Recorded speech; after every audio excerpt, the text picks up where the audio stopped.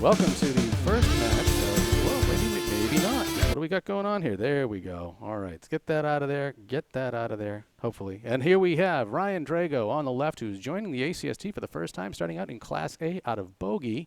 But here we are in the basement at Sawyer's, where Duncan MacDougall here on the right is in his second season in the ACST, moved up to the A's, and we'll see how these guys can battle. A third season in the ACST, I apologize. Watch these guys battle it out here to see who can survive the tough house here as we bring Sawyer's back into the fold in the ACST, and I'll let them have at it. 5 strings here. Every string is worth 2 points. Winner gets it, loser cries, and the total pinfall is worth 4 points. So there's a lot on this on the a lot at store here. And I've got some extra marks put in there. We'll get that cleared out and get my stuff together. And I actually have Deb Reynolds here, who I'm not quite sure of her history with Sawyer. And Drago starts out on the head pin with a split. So the tough reputation of the bowling alley seems to start out quite as expected. Deb, you feel free to chime in anytime. I don't know much about Sawyer's. I know Duncan bowled here as a kid, but what can you tell me about this little 6-lane basement hideaway? Okay, we're in our 4th generation of owners. My grandfather and father started the business in 1953. Wow. And it's been family owned ever since. When they first bought the building, it did not have a basement at all. And they dug the whole place out with wheelbarrow and shovel. Wow. Of course, they didn't have little mini excavators at that time. So they had no other choice. For the first year, they did have pin boys. They didn't have the machines until a year later. Right. Very dangerous job. Is that, I mean, I noticed there's a lot of room up there, so I imagine that was obviously for the pin boys to be able to hide up and out of the way. Yep, yep. It was dangerous, though. Yeah. And oftentimes they just wanted to bowl, so they'd work for bowling. Right. Until we got going. Well, we still try to do that. Yep. All right. Drago here starting out his second box after fighting his way to an 8. Is back on the nose again, this time with a 3-2 split, leaving the 4-7 off on the left, and then the triangle 6 over on the right-hand side. He's got a piece of wood over there on the left, but I don't know. This is one of those tricky ones. You seem like you just want to pop this on the nose on the triangle and see what happens. And he'll take the 2 and just have to pick up the 3 to close this one out. So 4th generation, you said, of owners? 4th generation of owners, yep. Excellent. Now my kids have careers of their own now, and my husband and my dad are ready for retirement. Yep. So we have Mark Moon, who we're hoping is going to bring a whole new energy to the place. He does. He definitely does. Yep. He's got a heck of a lot more energy than us, I'll tell you. Oh, yeah. No, it was interesting. You know, Duncan had talked about it because, you know, he said he grew up bowling here. It was kind of his home house. Yeah. It's interesting to me because I can see, you know, the synthetic approaches for like the first half of the lane. Yep. There you go. Kick one of them. 3 balls on the head pin, 3 splits. This one, an ugly 410. It's got a roller, but I don't know. Is it? It's going to stay in front. It's going to make it tricky. So yeah, I met Mark this summer at Spare Time. I'd gone up there because I was considering using them for my home house. Mm-hmm. And yeah, he's definitely, you know, he's certainly interested in trying to keep these houses alive, which is great. Yeah, it is great. I know Duncan, in addition to the AC, get over there! A heck of a try by Drago. He kicks it behind it. I know Duncan's looking forward to trying to start a league up here to get some bowlers in the house and everything like that. So, and there's other leagues that you have as well? There is. Since COVID and since my dad and my husband have been ready for retirement, after COVID, we basically just opened for our leagues and private parties. Yep. So if they want to open back up for open bowling, that'll be great. Right. We've had a lot of people that were worried that we were going to close the place, even though that really wasn't in consideration. Mm. And people were coming up begging us not to close. So I'm really excited about Mark coming in and running the show. Excellent. See what he can do. I know he's got a lot of great ideas.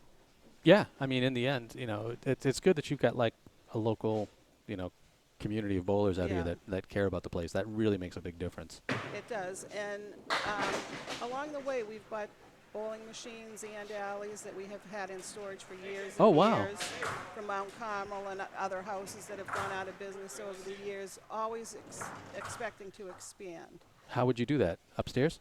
Well, we talked about that And it became so that we decided this wasn't, we didn't want to lose this location. We didn't want to move. And that didn't really make sense at the time. At one time, as you know, there were probably over 30 bowling alleys in Worcester. And many of our bowlers came from Worcester to bowl here. So in talking to them, we found out that the reason they would drive here from Worcester when there was one right down the street from them is that they like the small, cozy atmosphere, the family-type atmosphere. Yeah. Everybody here is in the same league. They all know each other. They'll bring food in at Christmas time and have little parties. And there's been a lot of very strong relationships from this place. Nice. Yeah, I mean, really. Oh, I thought he had a mark finally, but piece of wood decided to say no. Cap kicked him off the sidewall, leaving the 6-pin. Yeah, I grew up in Ashland, so I was always bowling out in Framingham and Natick, and all the old houses from then are gone. And yeah, unfortunately, it was really sad when all the Worcester alleys closed because being invented right in Worcester, it's really tough. Absolutely.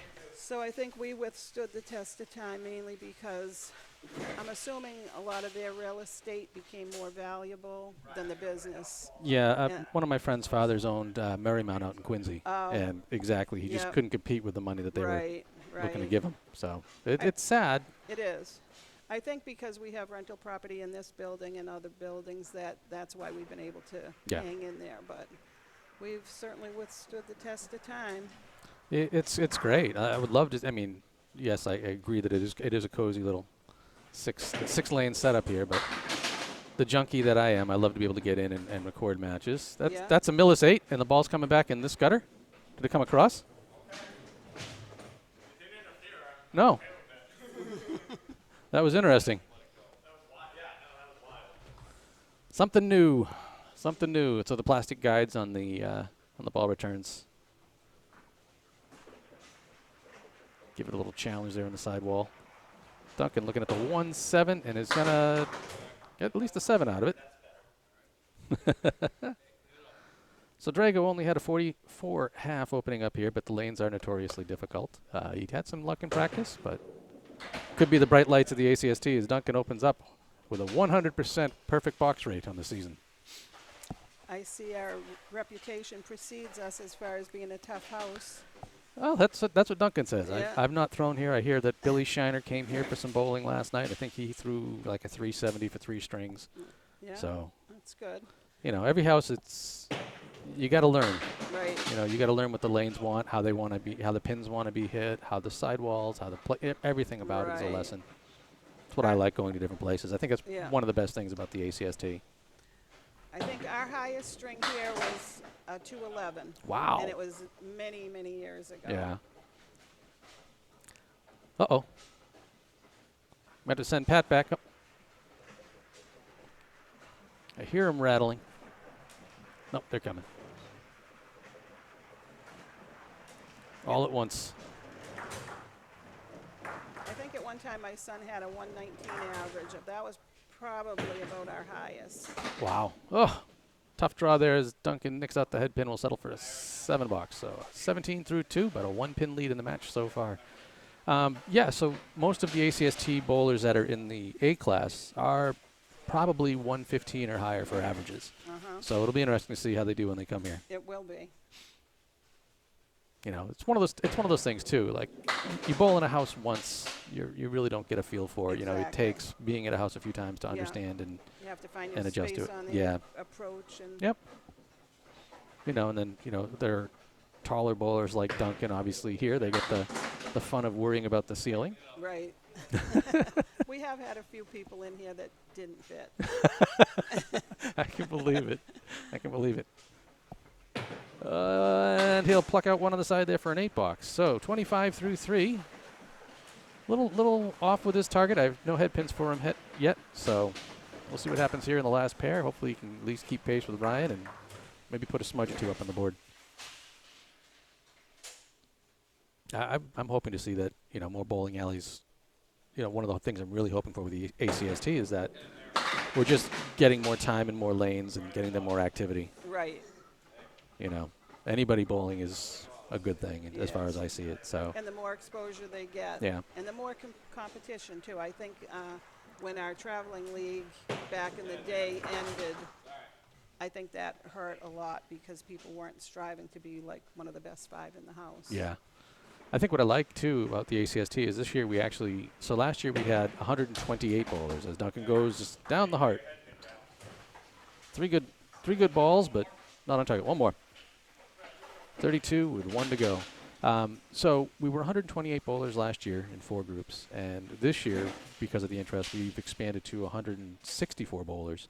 So we've added 1 more group down south. There's another 12 bowlers that are in the mix that are in what's called Class E, but the more people that join, we'll just continue to expand to take them in. So we'll take bowlers of any skill level, and they'll generally be matched up against people that are comparable, and that's awesome. Yeah. Oh! Then the 4 went. He did a good job getting the wood to kick off the wall. He got a great action. I think the other piece of wood that was against the wall on the other side just kind of stopped that from going the way that he wanted. So both bowlers looking for their first mark of the season. And Duncan will be open with a 9 box. So let's bring up the scores real quickly. And you see there as we get ready to go over onto lane 2. No cool stats yet, as we haven't really got any, no matches have been thrown, so everybody's got a 0-0 record. No one's got any average or anything like that. It's all, empty information. But Drago steps up here after a 44 half, leading by 3 in the string, and of course in the matches, this is the first of 5 strings. And on the no, that ball just had a little bit of a hook on it and came through the 3. So you have all the equipment hanging out in the storage. Yep. That's machines. That's awesome. Bowling alleys. That's wild.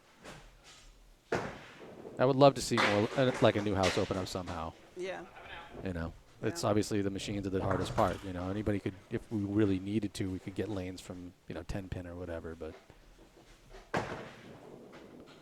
Smartly pins out the 2. A 9 box will have him at 53, so -7 with 4 to go. Using Bob Lee's famous above par and under par. So he's below par here by 7 pins.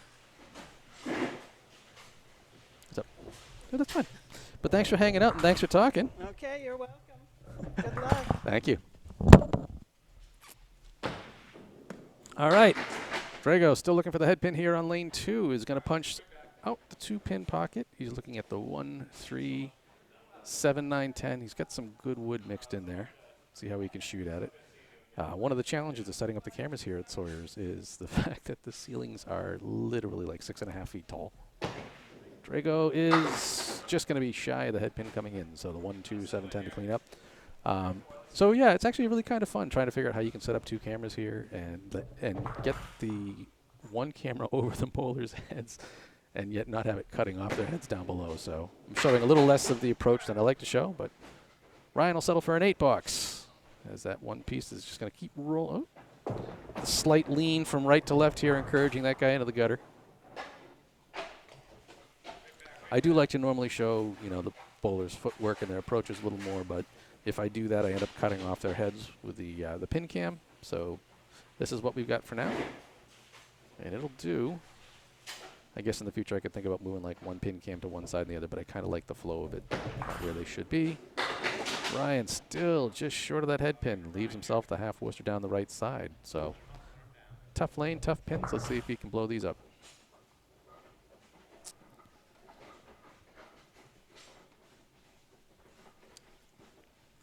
Whenever you want, just let me know.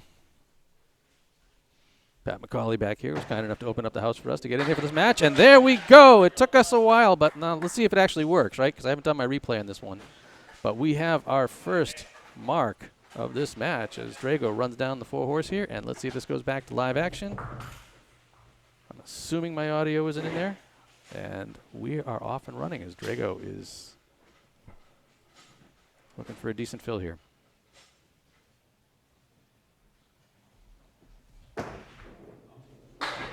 Well, he stays out to the left, just shy of the head pin, but That's about as good of drop as you're going to get for not being where you want. I'm not sure that I like this wood that's out there. It's kind of come forward to kind of block the head pin. He's looking at the 169. He's got a great piece of wood in back.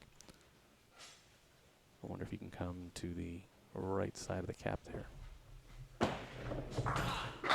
Oh, and he was right where I thought I saw he'd want to be, but the ball just kind of deflected away and didn't stay in there to catch that piece of wood. So just the 9-pin for the pickup. And dead on it. So a 10 bucks has him at 88 with 1 to go. 2 under par, but you know, you got the monkey off his back with the first mark of the season of the league for him.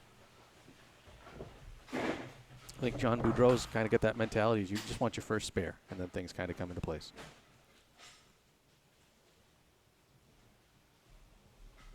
Firing away in the 10th. Comes across and pays the price for it with an ugly split here. He's got the 5 and the 8, and then the 6 and the 10. That wood is not necessarily helpful, but it might help. If you can catch it with the ball, it might guide that 5-pin over a little better. Oh, he's going for the 2. Cuts him, but a little far behind. Obviously, that would require quite the cut to get the 6 into the 5. But 8 down, looking to pick up the 2. And one of them. So probably not the perfect goal for him. Duncan mocking him with saying that's 130 in Millis. But, you know, unfortunately, we are here in Sawyer's. Bring up Duncan's smiling face just for the hell of it. Obviously, as the season goes on, the stats here will populate with how many strikes, spares, 10s they've thrown, their high single, their high series. All that kind of data will fill in. But for now, you know his name, his class, his division, and what home house he has.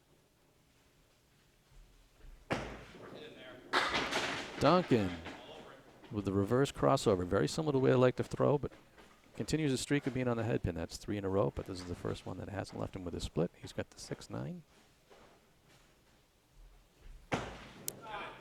That one held a little tight. It's going to take out the 9. That's part of the challenge when you come with those cross balls. It's very unique here. I'm looking at the lanes, and he's going to get his 10. Oops. Looking at it here, I mean, it looks like about halfway down the lanes they transition from, maybe not halfway, I don't know if they're 12-foot boards or how long that is, but right about the center of the lane going down, they transition from synthetic into old wood lanes. So it's going to be interesting. Oop. There's the ocean as he takes out the 7-pin, his first ocean of the year. But yeah, I mean, you have a ball that's going to run nice and smooth and get flat out of your hand, and then probably pick up a little bit of skippities, you know, down the last half. Something to think about. Punches out the 3, the 6, and the 9. So obviously here you just want to make sure you pop the cluster and get as many as you can out of this setup here.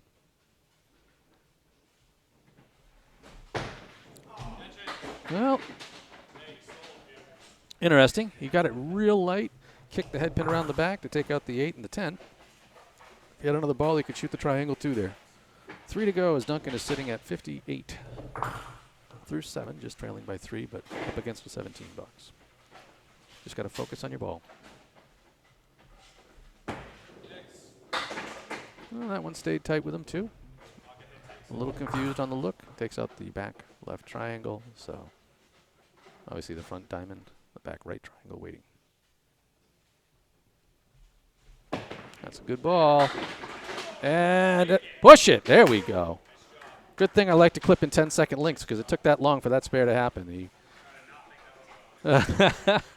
He managed to push it through. He didn't think it was going to go, but that second piece of wood was enough to nudge that guy into the pit. So both bowlers finding their first mark in the 8th box of the first string.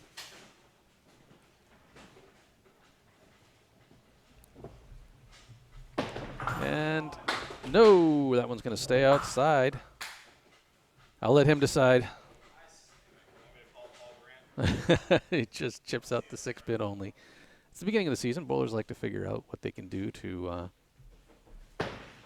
donate to Candlepins for Cancer. Duncan's second ball, way, way, way better. And as he says to himself, nice fill, idiot. Everything but the 5-pin there. Needs the stick. The ball is right on it. 79 with 1 to go. String is going to require quite the heroics here. You need a 19 box to take it. But obviously at this point in time, you just want to focus on pins. I love the machines here.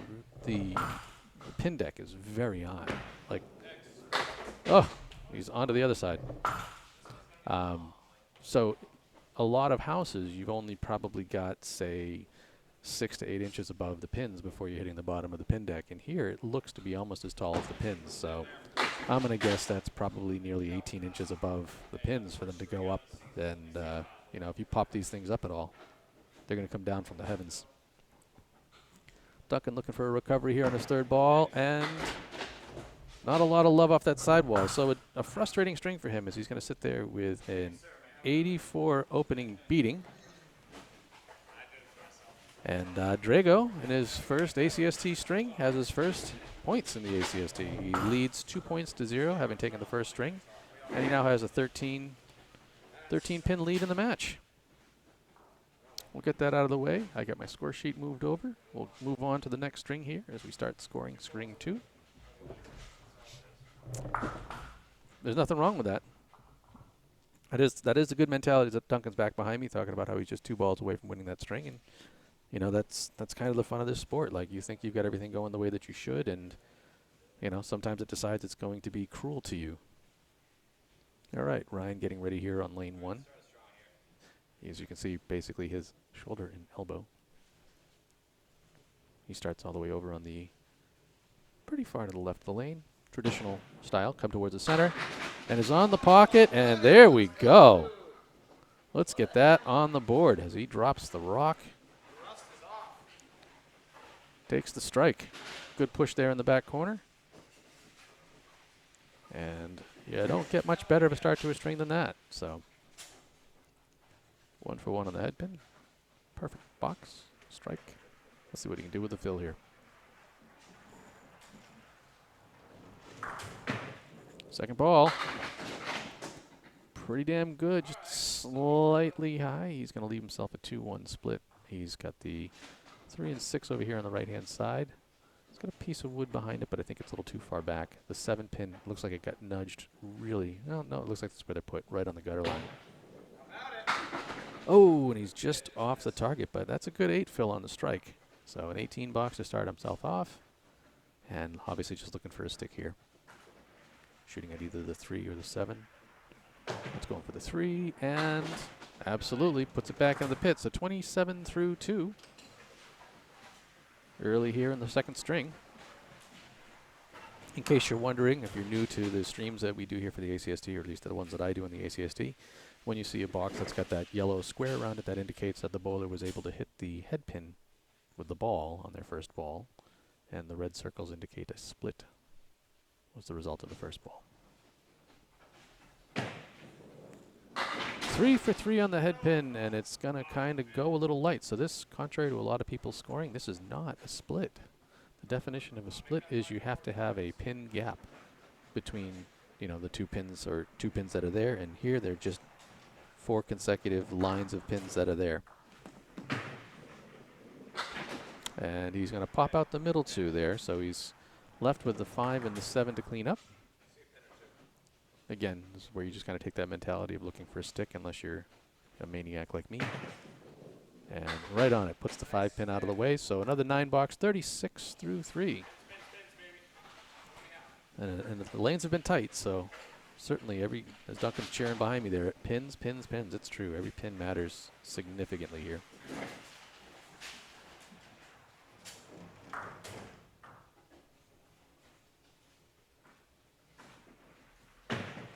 And 4 for 4 on the head pin.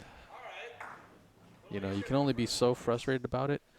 In the end, though, he's got a pretty yucky-looking split. He's got the 5, the 7, the 8, and the 10. He's looking at the wood over there. It's easy to say from here. Yep. So that's it. It kicked across and did a hop. We have a yeety ball return down the end there. Ryan's ball got shot back down the, shot off the ball return, bounced across the lane. So I can't wait for that to be something interesting sometime this season. I would shoot to the right of that cap. Oh, no. Little full. It was definitely worth a shot. 7-10 left standing without any wood, so obviously once again, pick a pin. And no, he's through the heart. So 44 with just one to go. But hey, look, he's above pace here. And when Duncan steps up, he's going to need probably a mid-60s half to tie things up for the whole match. It's amazing to think that a couple of people just did this all the excavation and everything here by hand. Ryan misses the head pin for the first time in this half. Leaves the 4-horse down the left and the 9 and 10 behind with some helpful wood. So I would assume shoot the 1-2 pocket, see what happens. And absolutely nice ball right on the pocket. We'll watch that one again. Absolutely, sorry, Dunk. Absolutely obliterates the 1-2, gets the carry just like you want, and comes off the wall to sweep out the 7 pin. So I don't think you could plan it much better than the way that it went for him. Good half, kid. 54 plus a ball as Drago sits down. Duncan looking to get himself righted. We'll spin his face up there for a second.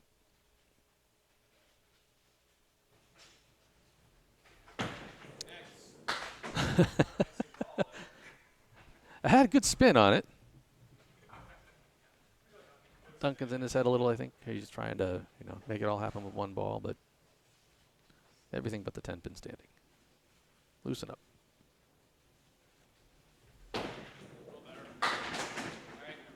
And that one there is going to leave the 1-2-4-9, and as you can see by him following forward, it's hard to get over his head. He's a tall kid. And it'll be a 7 box to open up the second string.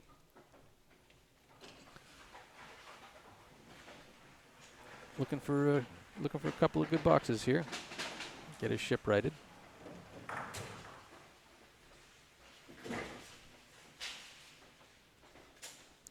Drago with 9 head pin hits in 15 box.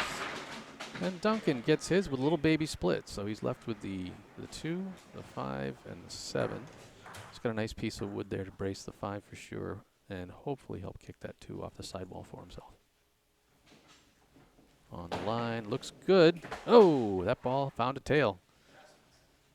I wonder if that I wonder if that was literally the change of the surfaces there, because that ball didn't seem like it was spinning that much, and then same thing, unfortunately for him. So 7 box, 14 through 2. I wonder if that is affecting the late break. Sorry for the shaking of the pin cams there, or tight quarters. There we go. Duncan back on the nose. A much better. Oh, he breaks up the triangle, so he can really be happy. So here's a shooter's shot. Needs the 3 and the 6. No wood really to help him. Adjusting his feet. Off and going, and oh, not by much. And he takes it out on the ceiling, which is something you can't do in too many houses, but you can here. Looking for the 10, and that was going to sit outside. All right, so 23 through 3. 2 to go for Duncan. Obviously, needing to get himself sorted here. But that's kind of the fun of Candlepin for you.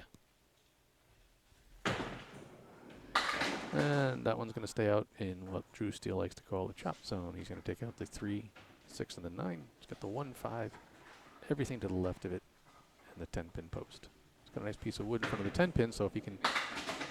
Oh, that's always... That's like the toughest part about that. Like, you want to shoot that guy. Yeah.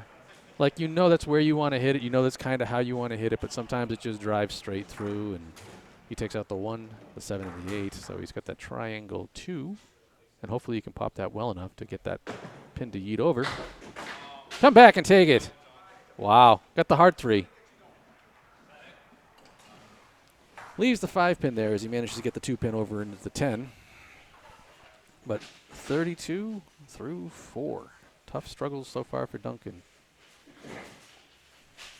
See if he can come back on here now. He's averaging just under 83 on the pace so far, and that ball's not going to be the one that he wants. Takes out the back right triangle and the 8 pin, so the front diamond and the 4 and the 7. See what we can get out of this. Blows it up. Much needed break for Duncan there as he's going to sit down with a smudge. Yeah, that was solid, buddy. You needed that one. And he even dances across the spare, so we really don't get to see it. But it was a good ball, a great mark. Both bowlers coming up here to start out the second half. We'll get the score over to the other side. And the fills will make a difference here. So Duncan's trailing a little bit behind and obviously a little bit more in the match. Just 25 at the moment. But we'll see how Drago can do here in the second half. He had better luck on this lane in the first. Will that continue? Wow. The absolute bomb. His second strike of the string. Duncan cheering.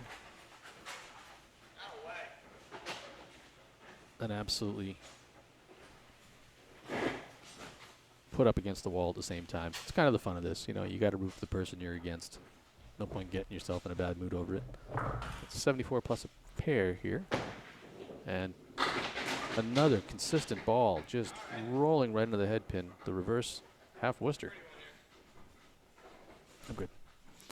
He's got the 3 and the 9. He's got a piece of wood just kind of leaning a little off to the side to help keep him in play. So, you know, I think in an ideal world, you're going to want to come into the left side of the 3 pin. Oh, I was not expecting that kick, but that's how I called it. I'm like, he's going to want to be to the left of the 3 pin. But somehow that piece of wood was just in the perfect place to keep that 3 pin in line and drive it into the 9. And 3 marks in a row here, 20 boxes for Drago, sitting at 94 plus a ball through 7.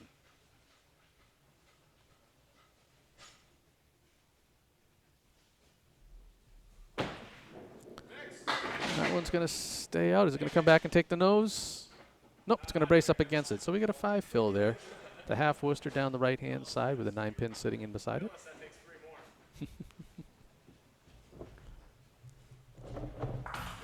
He's had such a good ball in this lane. I think the challenge it's going to be for him is when it comes across, if it's going to run away or if it's going to stay in for the corner. Yeah, he popped it good on the nose. Nothing wrong with that, but unfortunately leaves the 9 and the 10, which is probably about where I expect to be at. Always good to take a stick. 108 with a pair to go. Putting a lot of pressure here on Duncan in string 2. As we sit at the moment, the difference in their scores is a pretty tough 79 pins. Good splash ball on the nose, but he's left, oof, and the wood just both disappeared on him. So he's got the 6, 10, and then the 7 over to the left. The piece of wood is going to be definitely a tease. I think you want to play that wood thinking, oh, I can get that to go, but oh, he's going to chop out the 6. He ignored the tease, which is good. But either the 7 or 10 for a 9 bucks here. Spot on the corner, 117 with 1 to go. Pretty good string. Certainly learned from that first one. 20 pins over what the first string was right now with 1 to go. At the bottom there you see my little magic box. It shows the difference in their pins at the half. It shows the difference in their pins in completed boxes. Oof. So another ball right on the pocket. Yeah. And he's looking at the 579. So what that's showing you there with the 75 half, that's how many pins Duncan would need to throw to catch him in the half. Through completed boxes, there's a 12 pin difference between them. And he tries to get it to fly, but it doesn't go. And the reason that the completed boxes are showing 12 is that's because as Duncan has a spare in the 5th, it's not a completed box just yet until there's a value there. So the last completed box is the 4th. And a very pretty 10 box by Drago as he sits down with a 127. It's going to make Duncan have to work for it here. So with a 42 half, he's stepping up to fill, needing to get to a 127. So we'll get this out of the way here. And as you can see now, Duncan will need 85 to tie the string, 86 to win it. He'll need 100 half, or 100 pins, to get him back to nearly 100 pins. 100, to get him back on pace. Ryan's last string, 8 out of 10 on the head pin, 4 splits, 2 strikes, 2 spares, a 10, and only 6 pins left standing on the plate, which is a stat that I love to track. Duncan is going to hate filling spares at this rate. So a single pin as he plucks out the 6, but hopefully he can get himself righted and back on target here. I think holding that one a little tight, comes a little to the left, so he's got the 1, 3, 5, 8, 9 down the nose. One good ball here. Pop him up. That's a... Whoa! It just sailed out there just a sliver, but an 8 box, so 51 with 4 to go. He's frustrated. He chose the tough house.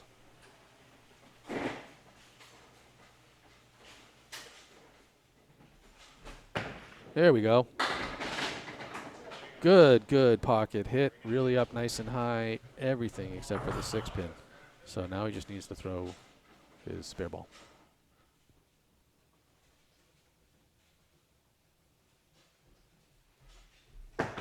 Get over there. No, that one held tight. A little frustrated. Just needs the 6 pin here. And he's going to sneak on by there for a 9 box. So 60 with 3 to go.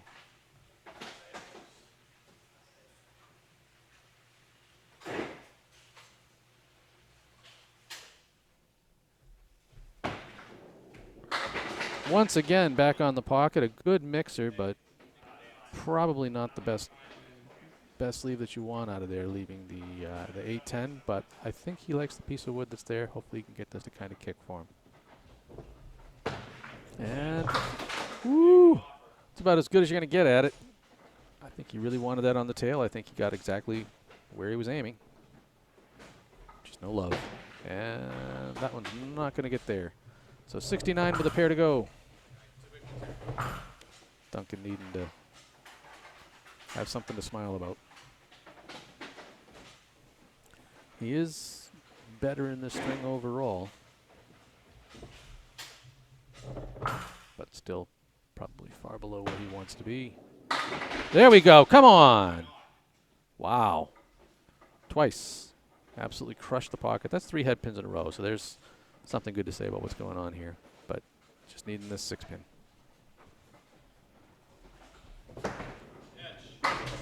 Hey, you know, wood shooter.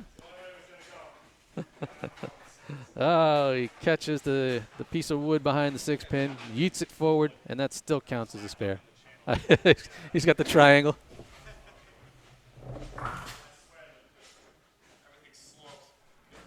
Yeah. All right, Duncan here looking to break a streak of fills. There we go. Stay on. Yeah, that's much better.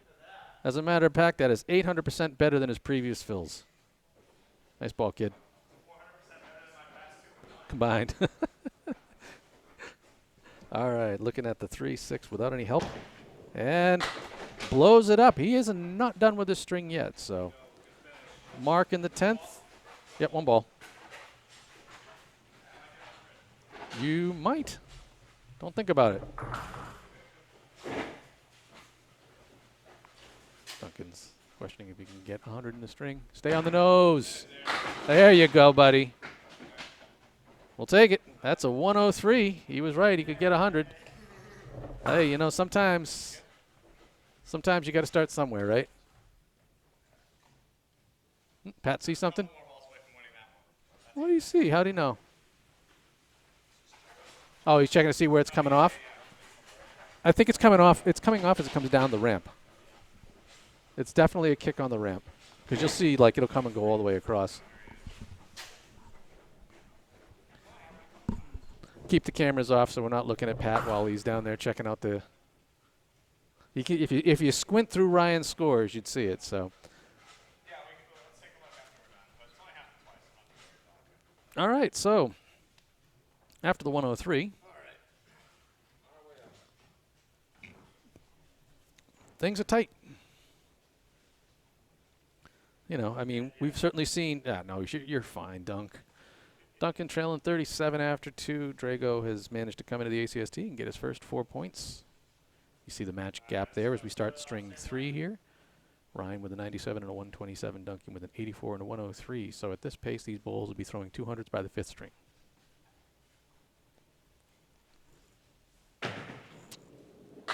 And into the chop zone. Just for you, Drew. Takes out the 2, the 4, and the 8. So 1, 5, everything to the right, and the 7 far out to the left.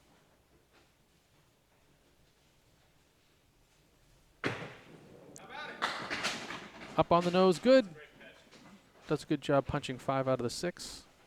But the 6th one that stands is the 6th pin and still the 7th pin over there without any help. So aim for a stick. Oh! Oh! You know, there's a lot of roll there from the right to the left. There was a shot that was going to find a way. It's always fun when someone thinks they can try to steal one.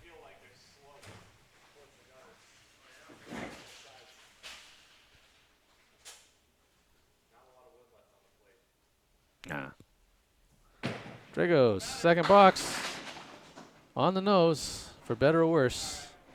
Leaving a 3-2 split to the left. Oop, sorry, it's all right. That is Drago's 9th split here, starting at the beginning of the 3rd. Duncan actually only has 4. And I think that's the first one that Ryan's really had far off his mark there, as he just lets that one sail out and take down the 7. Looking at the ball returns here, there's no mechanism to slow them down up at the top, so those balls just come barreling on it. And all right, probably the singular least pinny box that Drago's thrown so far, as he settles for a 6 on that. 15 through 2.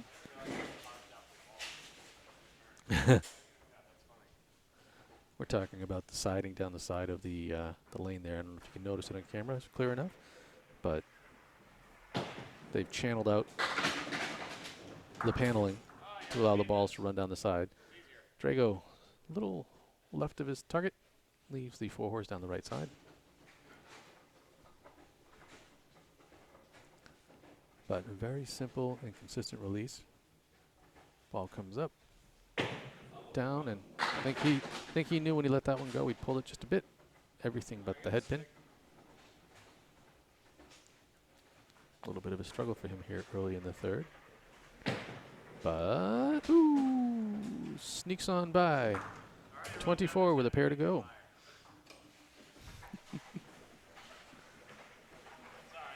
Ryan's had a really good start in the first 2 strings, you know, averaging 117, and only leaving 16 pins standing in the first 2 strings. Duncan struggles with a little bit more. As Drago finds the head pin, leaves the diamond on the right-hand side, so the diamond 2.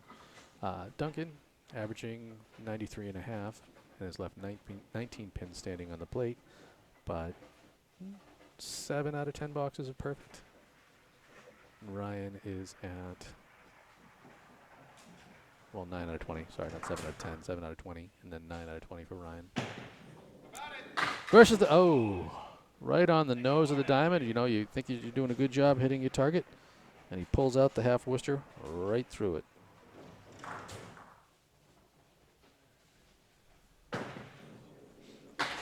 Drills out the 6. So everything but the 5. 1 to go. 33 sitting at 7 under par. Trying not to say it too loudly. I don't want to jinx him or put anything in his mind. Hopefully my mumbling is clear to you guys and below their ears.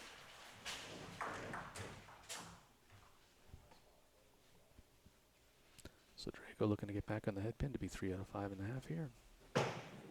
And that one's going to come across, but a good smack, leaving just the lambda, the 1, 2, 4, and 8 on the left.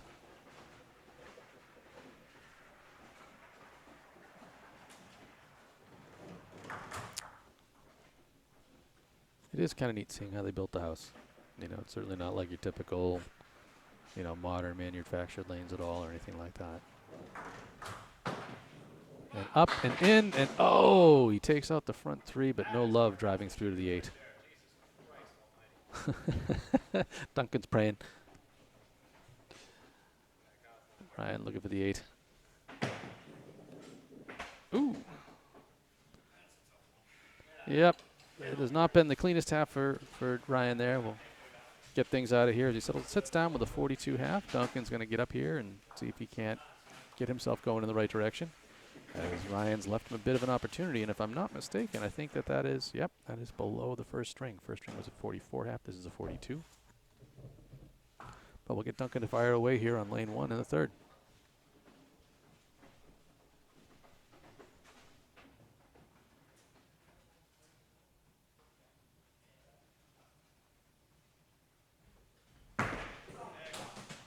And Duncan will once again try to start his 3rd string. I think that one just kind of worked its way out of his hands.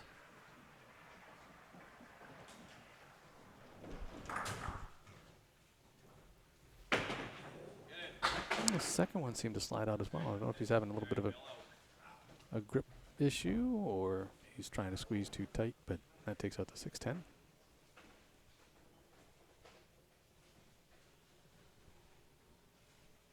I was just checking with Ryan if he's hearing all my chitter chatter while he's up there bowling. Duncan's out ball is just not going to be gentle to him. He hit the pocket a little thin, and yep, it decided to do what it could to let him suffer through it. So a 6 box to start out the 3rd string, but at least he was on target there. Yeah, I do try to stay somewhat out of the bowler's space. This is more by necessity. There we go. Well, he found the head pin, for better or worse, unfortunately. Yeah. Got the right wing there, the 3, 6, 10, and then the 7 all the way over the side. He's got a piece of wood in behind the 3 that might be a dick, but nope. Unfortunately, he missed the 3, but that piece of wood that would have been a jerk if he'd hit the 3 was kind enough to go there and take out the 7. So just the 3 pin for a 10 box here. And there it is. Nice clean throw at his target. 16 through 2.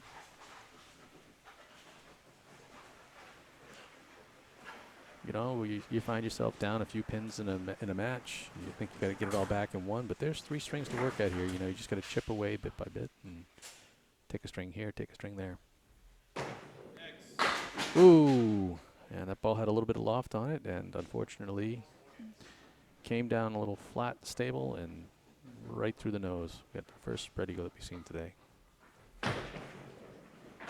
And unfortunately for him, finds the bunny holes. Now you just look for a wing, get your 7 and see what happens.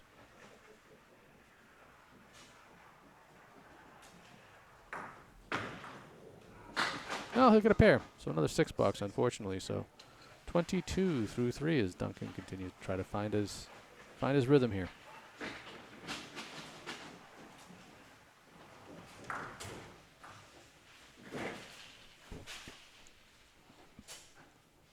So there will be at least 8 matches here this season. Oh, the wash. Duncan's ball just a little short of the pocket. Takes out the 3, 5, 8, the second row of pins diagonally. One side or the other with a head pin. Oh no. He called it. He knew it. He heard it going through and took out just the 9 pins of the 4 horse down the left. 6 and 10 over to the right. And that looks good. Looks better than the 3 that he got out of that. So a 7 box, 29 with 1 to go. The beatings will continue until morale improves, right? Duncan sitting here frustrated with the results, but well, there's a pacemaker for you as the 10-pin drops out.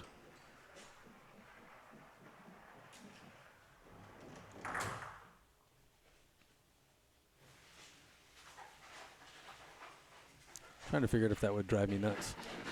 The ball return while I'm trying to bowl. Trying to think of how that would affect me.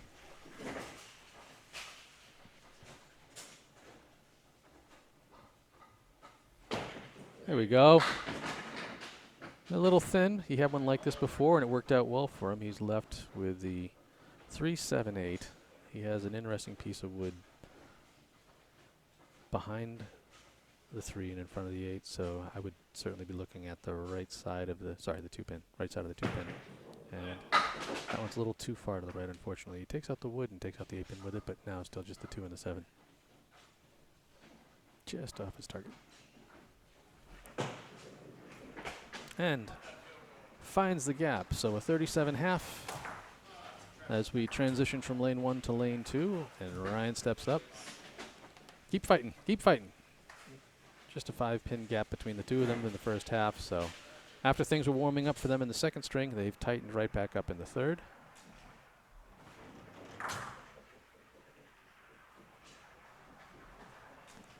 I'm not listening to the feedback of my own stream audio, so hopefully this all actually sounds pretty good and level.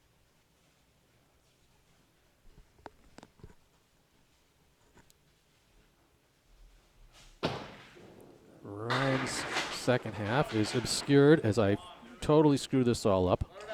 I'm not going to have it because I was too busy looking at the lane and not looking at the fact that I had the stats hiding up in the place. So no replay as I blocked out yet another strike by Drago, his third of the match. He had 2 in the second string. And now 2, well, 1 in the third. Duncan's still looking for his first. Second ball looks right about on it. So, nice good pocket hit. A little lighter. He's got the 5 and 10, but it looks pretty wired. The only challenge that I think I would have is as his ball comes left to right, if it will stay in to get the 10. Absolutely. Absolutely. He threw that one a little more solid at the 5 so it would get over there. Did what he needed.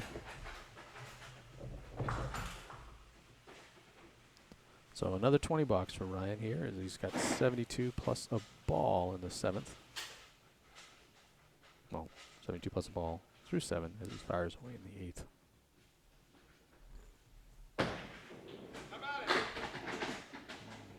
I think he's getting a little lighter on the head pin with each of these throws. That one really light leaves the Starlight 5 off to the right and the post out to the left. Just a 4-fill on the spare.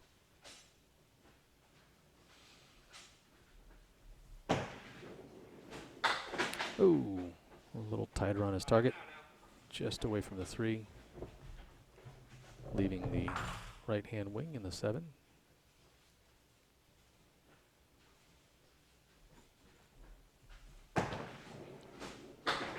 And just a little tight on that one. He'll settle for an 8 box, 84 with a pair to go.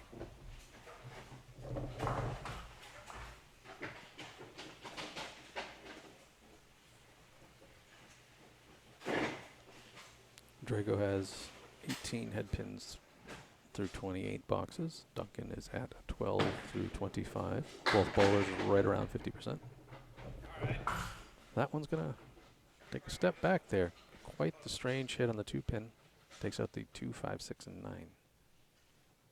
So, quite the broken set of teeth up there.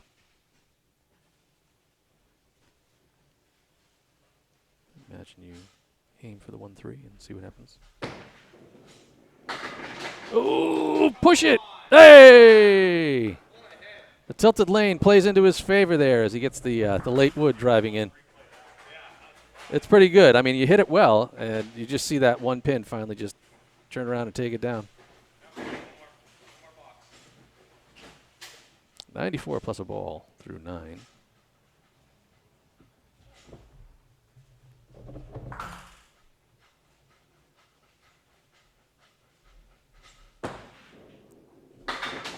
That one looked like it was coming across, but hell of a leave. Hell of a fill.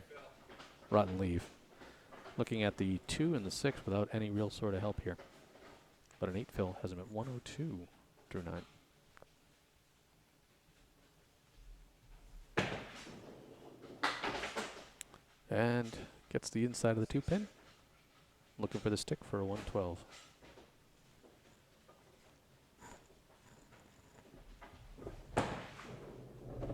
Right on it. Gonna close that string up with a 112 as I, like an idiot, I miss his strike.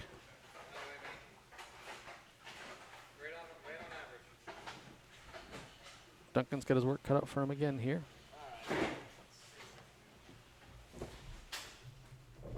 .37 through 5, he's going to need a 66 half, or 76 half, sorry, to get this string back. So as you can see there, the match gap is 112 through the moment. The string gap is 75. Just got to get up there one ball at a time. And that one's going to sail out to the right. Take out the back right triangle.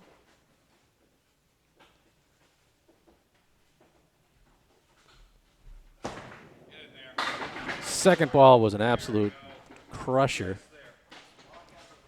Up. I'm screwing this all up 8 ways to Sunday. We'll watch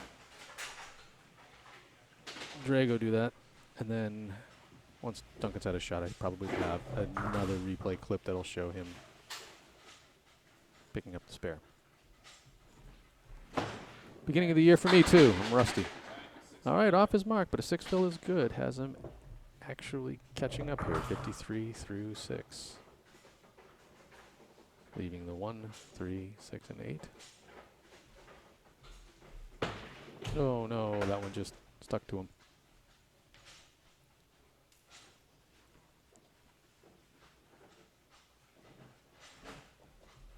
A little frustrated in that last ball there. I can see it.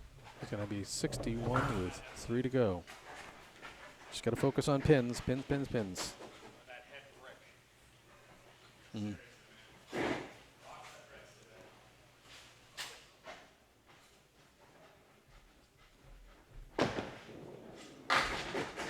That ball stays still out to the right, leaving the 1, 2, 4, 8, and the 10. Duncan still struggling to find the head pin here in the 3rd.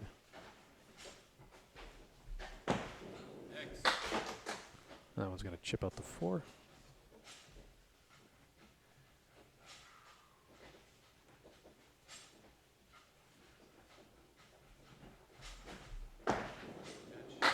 That's a heck of an out ball, heck of an out ball. Takes the 9 there, 70 with a pair to go.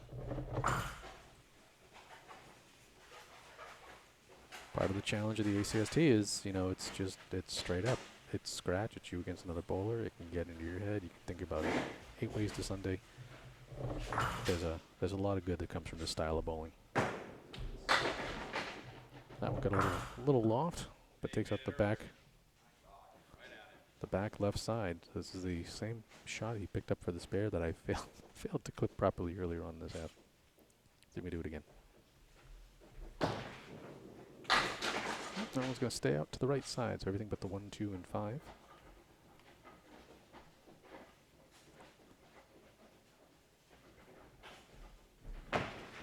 And that one's not going to get there. So a $7 has him at 77 with 1 to go. From a pinning perspective, this one's been a struggle for him.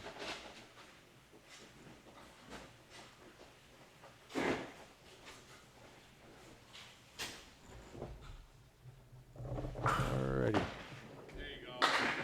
On the nose, work one of them out of there. It's a 2 and 2, unfortunately. So this is the 2 and the 4 over on the left, and then the 6 and the 10 behind it over on the right. Ooh, that was pretty damn close to getting all 4, but unfortunately just cut the 4. Looking for a couple of pins here.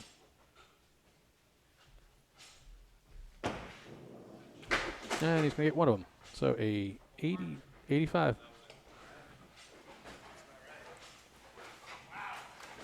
Drago continues to stretch things up. Oop, I got a color. I got a fix there in number 3. I'll learn. Bits to fix on my score sheet. Something to remember there. So we're going to get ready to cut over here to the other side for string number 4. Ryan with a pretty commanding lead at this point in time, up 64 with just 2 strings to go.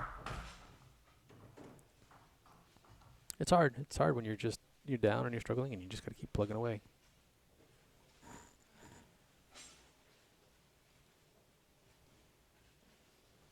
Trying to see where I've got that wrong.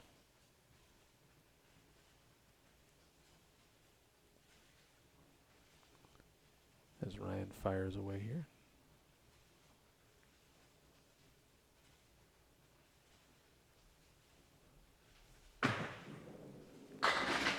Once again on the, jeez. Somebody's not having a problem with this house. Ryan, back on the head pin, back on the pocket, and back on the strike board. That is his 4th of the match.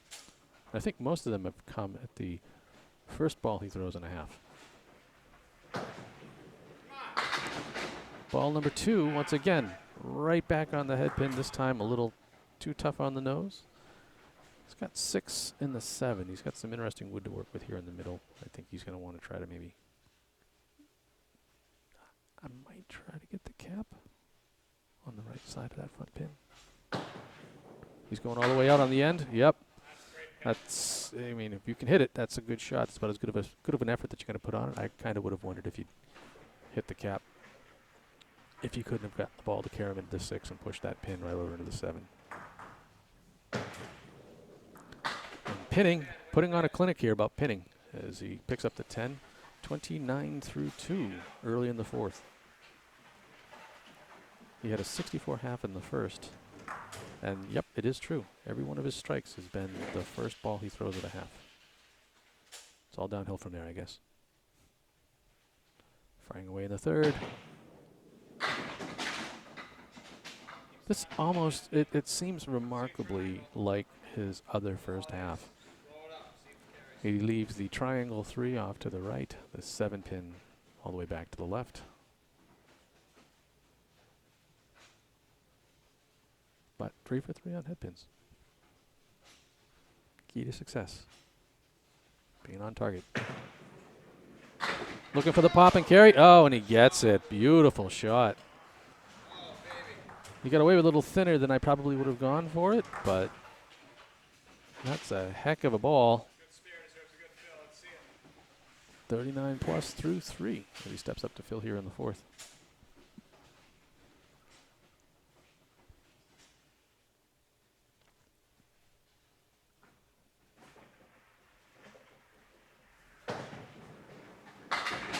Solid on the head pin. He's got a setback, but he really has a friendly piece of wood.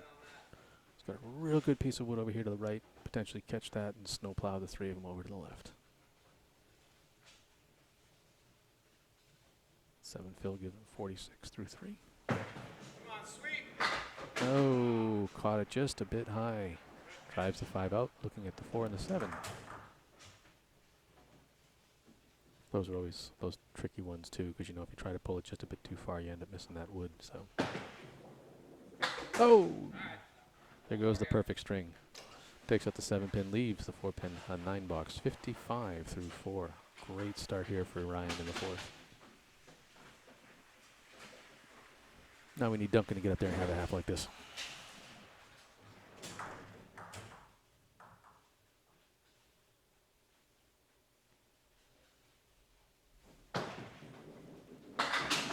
Four for 4 becomes 5 for 5 on the head pin, and unfortunately 4 for 5 in splits. 3, 6, 4, 7. So the 2 and 2 from the right.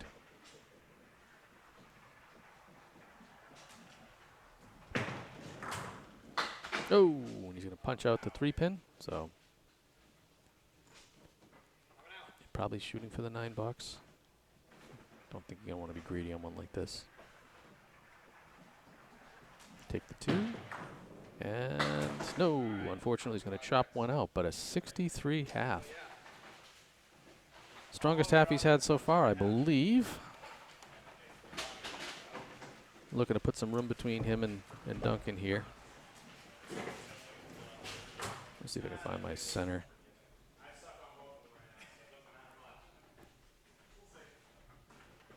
Get this out of here as the bowlers move their bowling balls over to the other side of the house. Background string 3, and this should fix one of my little graphic issues there on my stuff. All right, Dunk, let's see what you do. At the moment, trailing 127 in the match.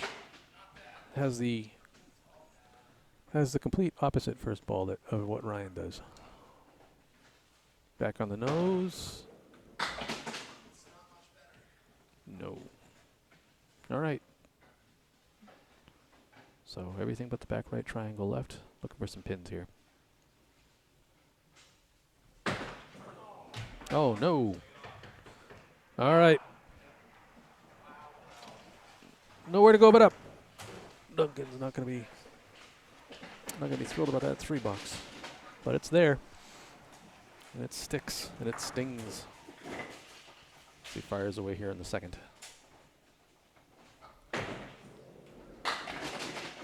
All right.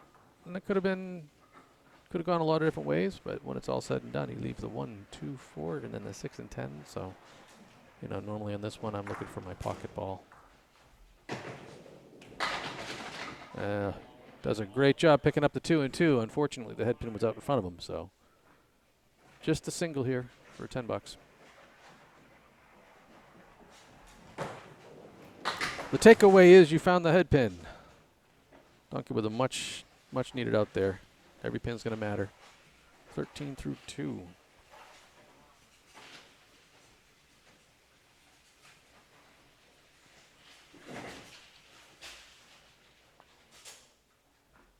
The ball was put well outside. It just never quite seemed to hook back up towards the head.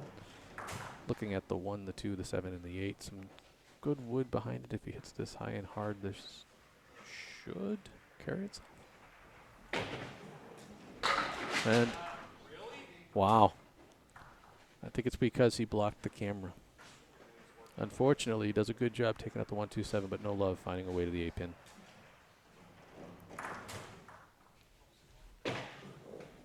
And he'll settle for a 9 box. 22, 2 to go.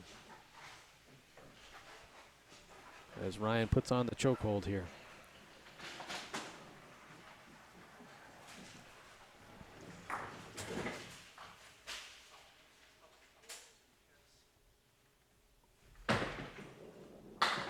There we go. Duncan's on the nose. Gets the 7 to fall. So just the 2 and the 4. One good ball here. Get his ship going in the right direction. I think he knew it with the stomp that he pulled that one a little bit. Took out the 4, leaving the 2. Still don't want to give away any more pins. That's going to go away from him. 1 to go. Let's see it up, kid. Looking at Ryan through 35 boxes. 4 strikes, 6 spares, 6 tens. So 16 for 35 on perfect boxes. I would imagine A bowlers generally would be higher than that, but obviously given some of the challenge of the house here, as Duncan is off to the right, leaving the 1, 2, 4, and 8. You know, this house will get into your head. Oh. See? When he puts his back in front of the camera, he doesn't get to spare. Unfortunately, he did a good job up nice and high on the 1, 2, but they just kind of kicked different directions and nobody found their way to the 8 pin. And Duncan will leave it standing for just a 40 half. So the frustrations beating him up. As we get Ryan coming up over here on lane 2. Was it? Yes. Yes, it was. Oh, man. All right, here we go. Get my score sheets out of the way here. See if Ryan continues this little pattern he's had.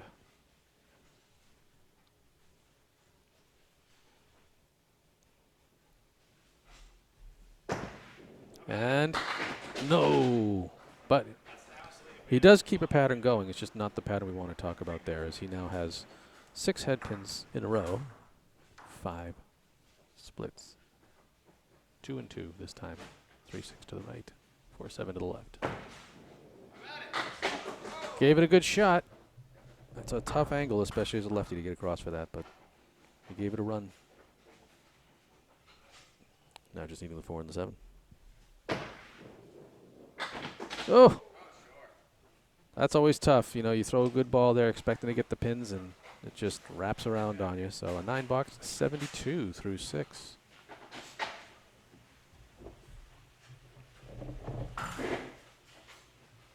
Got the potential for a big string here. Just need another mark.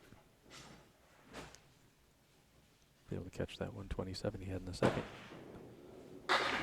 Well, he picks up the W there.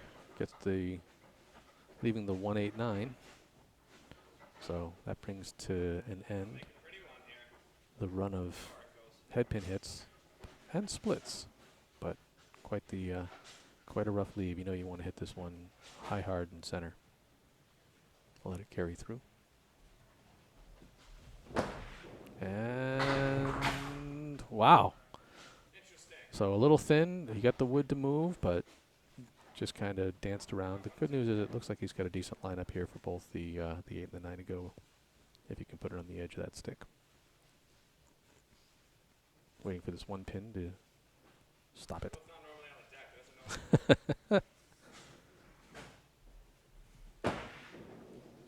There you go. That was expected. Nice clean 10 out of that. So 82. 3 to go here in the 4th for Ryan. See if we can get back on the head pin. 25 head pins, 17 splits.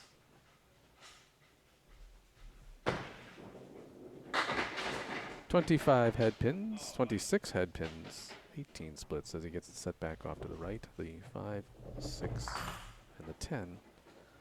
Interesting piece of wood that probably won't be helpful.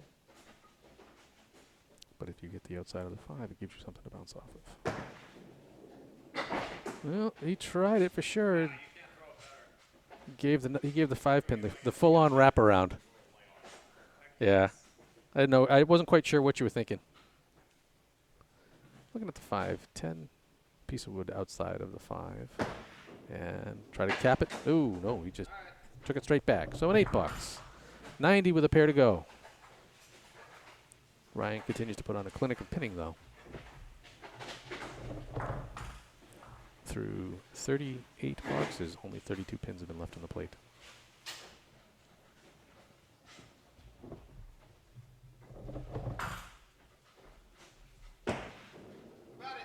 There we go. Back on the head pin, back on the split train. So that makes those numbers 1 bigger each.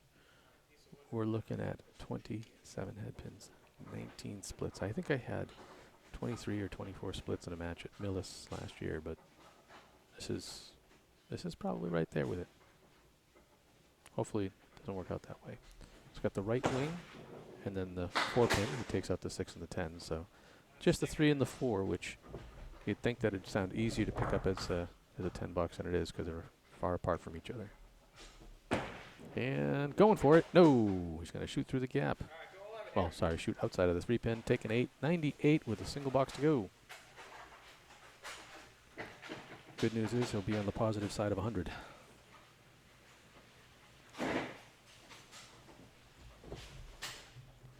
Got a very direct, simple style. It's great. And there we have it. 28th head pin. A nice even 20 on splits. That is 8 out of 10 in this string that are splits, let alone the head pins. 9 head pins. Great accuracy. To his own detriment.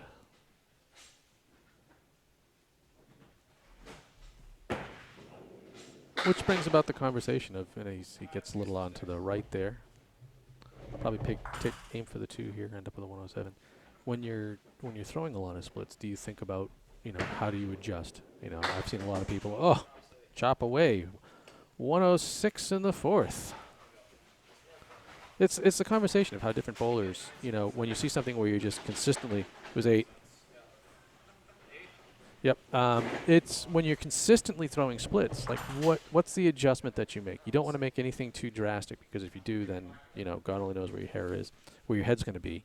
I've seen a lot of bowlers recently, when we're talking about it, they say they'll either take like a small step forward or a small step back, just to change, the timing that their ball gets into those situations, so that instead of being, square on, it might be a little more thin and get some action going for them. But regardless, Duncan's going to get up here in the second half and hopefully try to get himself going in the right direction. His first balls continue to be... You got my grip in the first ball. That one unfortunately came out of his hand, 6-10 pocket. He's got the front diamond and then the 4 and the 7.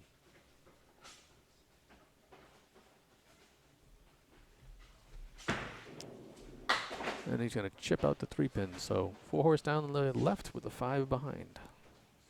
Tough leave to make something out of here.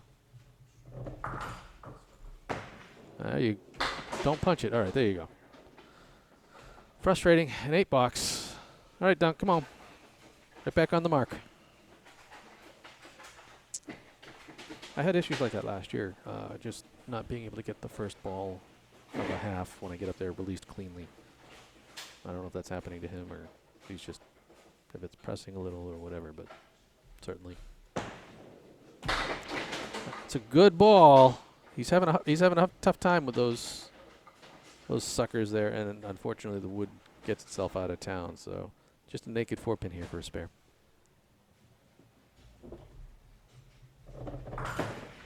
And threw that one down. He knew it when he let it go. I think when you're having troubles, getting a clean release. Nice job covering it. Takes the 10. 58 with 3 to go. But, when you're struggling and things aren't quite clicking the way that you want them to. It's a lot of room in your head for what's going on. But he's throwing good balls. He's getting good results. But I think when you're struggling with results, it gets into your mind and messes with your confidence. So that is knocking out the 2, the 3, the 5, and the 6. Took out parallel pins. He's got the 1, the 4 in the back row. Good wood here. This could explode nicely. On target. Oh!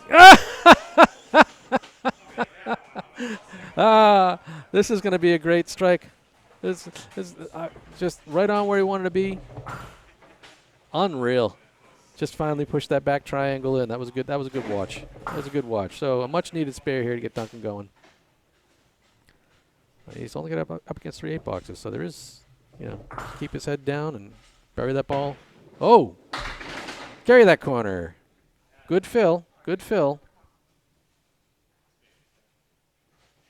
So a 7 fill as he leaves the 6, 7, 10. I think if he pops that 6, 10 hard. Don't know what would have gone that side. I'll ask him afterwards if he was aiming for that. Yeah. I thought the same thing. Ryan, same thing as me. He's like, what are you going to do? And look at the pins. Attaboy. 10 box, 85, 1 to go.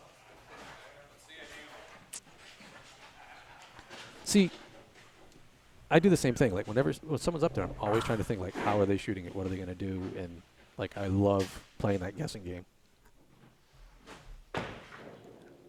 There we go. Mix up. Take out the wiggle. Well, the good news is that's not a triangle. That is a diamond 3. Pop it. Looks, it could be my camera just being a little off center, but it looks like that 9 pin got wiggled.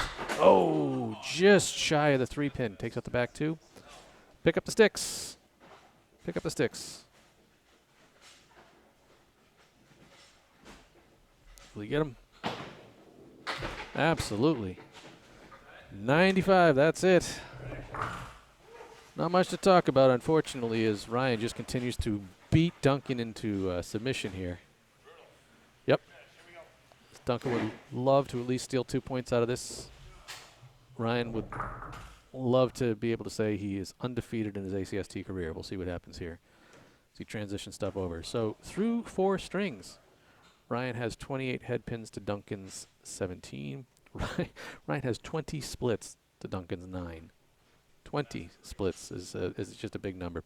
4 strikes, 6 spares, 7 tens. Duncan has not found a strike yet. He has 6 spares and 8 tens.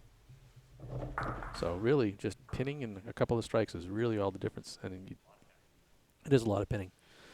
Yeah, Duncan's got 62 pins left standing through the 4 strings. And Ryan starts out once again on the head pin. His first ball of every half has just been lethal. I don't think he's had a bad first ball, which I think is the exact opposite of Duncan's luck, unfortunately. 4-7 with a piece of wood stuck in between them, so it's going to be hard to find a way not to get this if you hit the 4. Oh! Did you stick? I think he was a little off balance, and not quite sure what happened if he stuck on the approach or whatever, but unfortunately that one hit the gutter. And there he is, takes the 9 box. Did you get stuck? Yeah. It's one of those things, like, you know, bowling is, you know, you talk about 10-pin and people that bowl 10-pin. When it's 10-pin, you know, people, you're bowling on synthetic approaches usually that are very clean and, you know, consistent equipment. And in candlepin, you know, one board to the other can be a completely different story on it, you know, house to house.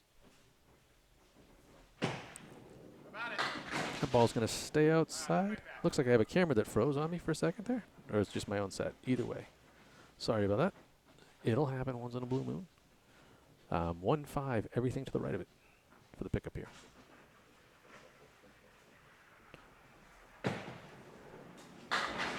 And he's just going to get by the head pin. That was for you, Jordan. Nothing but the head pin to pick up here. Looking for the 10 box.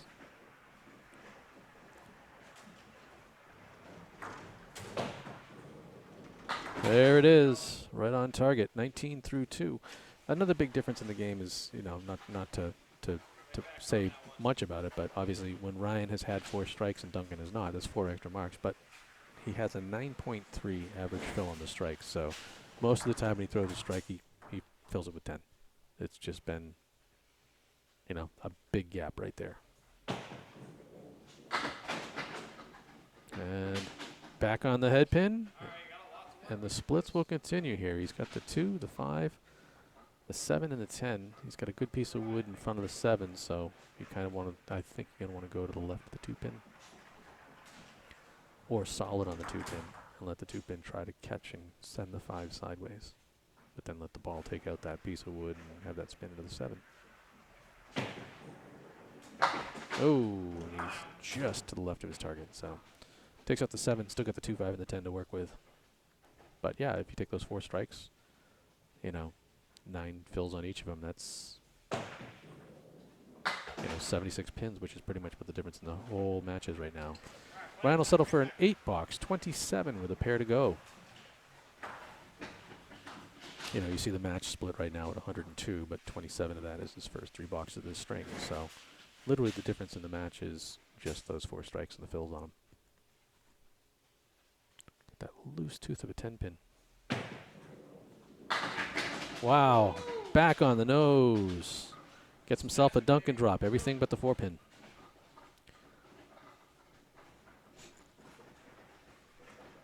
He threw this for the 9 box in the first.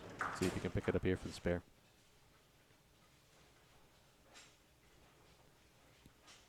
One, two, three, 4-step approach. And that was pretty damn solid on the on that spare there. 1, 2, 3, 4. Just lets his rhythm do the work. Oh. Looking to fill here, 37 plus a ball through 4 as he steps up in the 5th.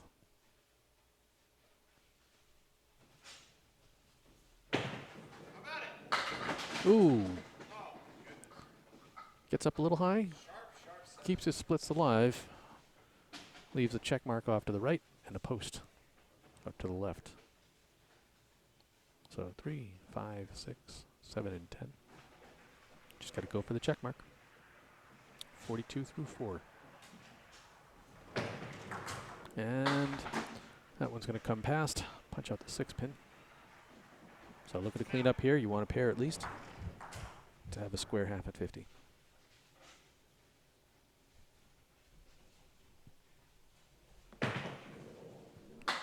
He's going to take out 1, so a 7 box.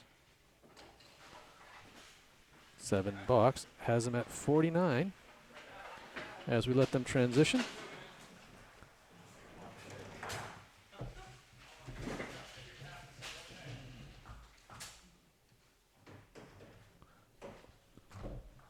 So Duncan hopefully can get himself sorted out here. Within reach. Get himself a couple points. 32 out of 45 on the head pin. 22 splits. 22. Giving Ryan the bad news.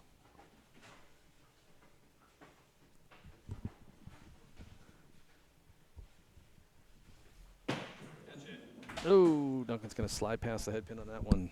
So 1, 2, 7, 8, 10. Looking to clean this up now for some pins. He needs them. He needs them. Oh, little did you know. Takes the 9 box. Good out. Good out.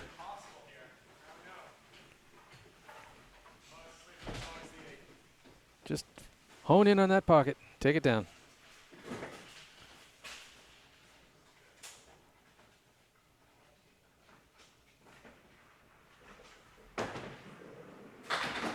This one's going to miss to the left. It's got some, let's see if that was going to creep up. Nope, it's going to go back away. So 1, 3, 7, and 8. Tough shot. Tough shot indeed. Want to hit that pocket. And hope that you can get just the right travel out of that head pin. It's usually what happens when I try to hit this one, you know, in that pocket. I end up punching out the head pin. No. Got the 3 and the 8. The ball kind of came out with some anger there. Sounded like it got spiked down into the lane pretty good. And he's just off his target there for an 8 box. So 17 through 2. See if you can get back on the nose here.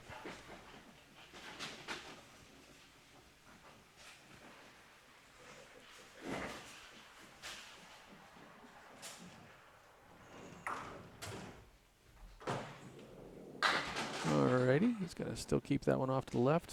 Similar to the first one here, he's got the 1, the 3, and then the 8, 9, 10.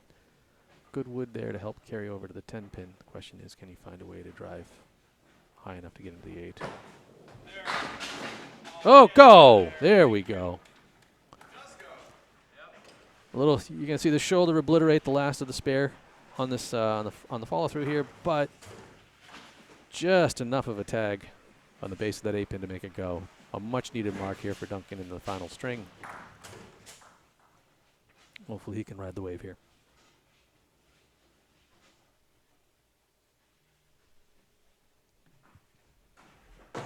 And come forward. Now that is a much needed fill. Everything but the 6 pin. Real solid, real power hit. And let's see if that's going to give him something to, nope. No love, nothing to work with, just a naked 6 pin.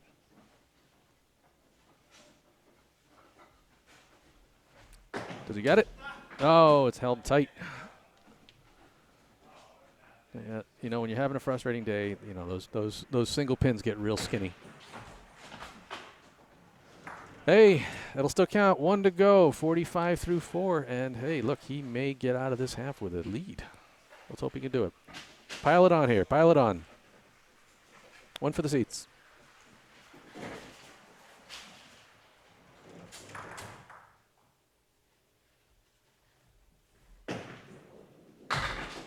Solid. Hey, they're twins in the 5th box here. So, yeah, I don't know if that's so much helpful. Ryan back there. At least he's got wood. So the same thing. We get the check mark off to the right, the 10 pin, the 7 pin all the way over to the left. Again, you just want to pop that check mark.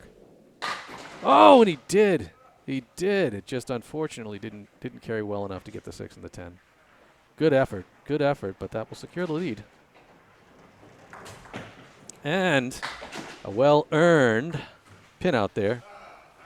A 55 half. You got to finish strong, Dunk. Take one. Well, you could do both. It would be an impressive second half for sure. So Ryan steps up. Up. Plenty in the match, but down. 6 in the string. His first ball has generally been perfect. I totally jinxed him.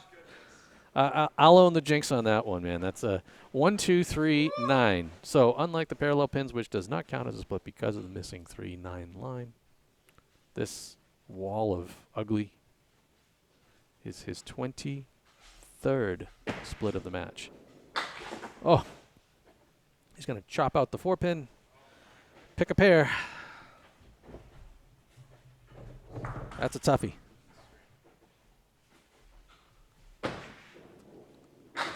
Oh, come on! Wow. This guy does not want to leave those pins standing. That was great. Cleans up the 5, 6, 8, 10. Unfortunately for him, that 7 pin was like, I'm still here. All right. 33 head pins through 46 boxes. It's pretty damn good. One of the most accurate ones I've seen since, really trying to track this as much as I can.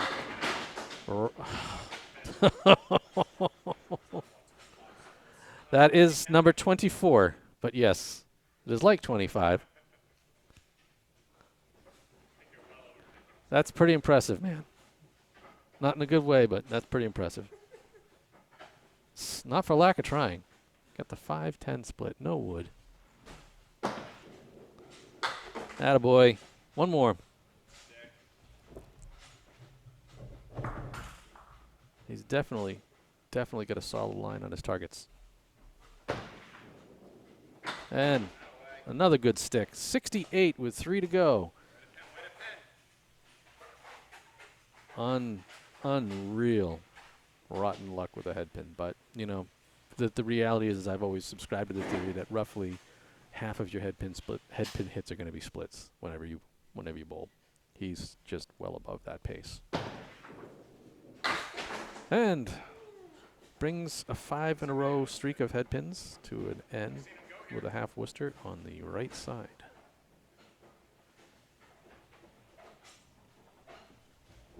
Trying to give Duncan something to chase here.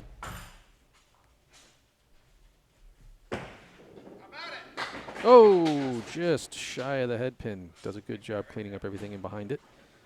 Just the 1, 6, and 10 stand between him and trying to stay under 50 pins left standing for the match, which is a great target.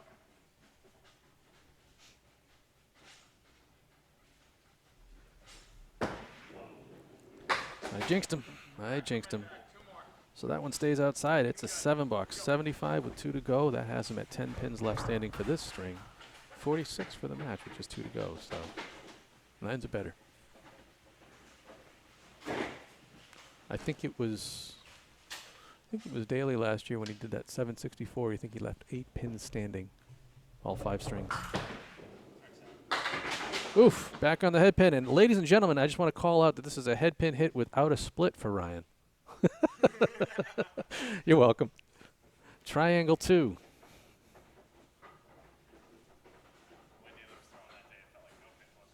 Yeah, it was wild. See if you can clear up the triangle here. Oh, I thought he was going to be in trouble there with the cap, but it carried. Spare for Ryan here in the 9th. Most important, it's hard to leave pins standing if you clean them all off in 2 balls.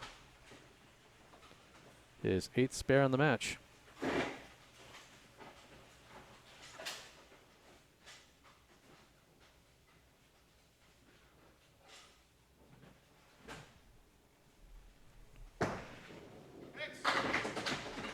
And what better way than to spill this spare with, Don't worry, I'll get one in the temp as well. oof, good Lord, 25. Half of his boxes have been splits. Unbelievable. Gonna finish the day with 72% on the head pin. 50% splits. Oh, beautiful ball on the check-in post. That was a great way to drop it. Nice conversion. His 9th spare of the night.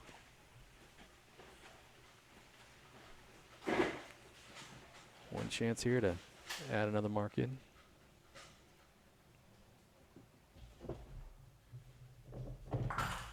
Survey says that's going to stay out. And that is the most unusual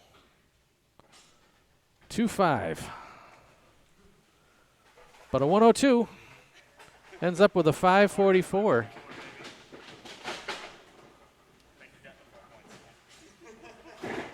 36 head pins, 25 splits, 4 strikes, 9 spares, 9 tens, and 46 pins left standing in the match.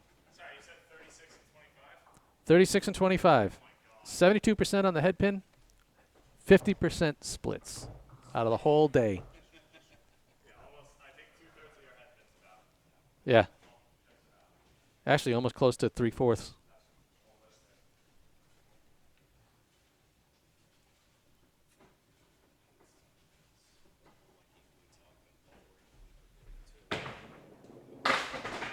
And Duncan is going to find his way into the split zone there as he punches a busted eagle, taking out just the 158. But I like the... No. Well, now he's got the full eagle, unfortunately. Right back on it, kiddo. Right back on it. Don't let it think in there. You want a wing here at least for $7.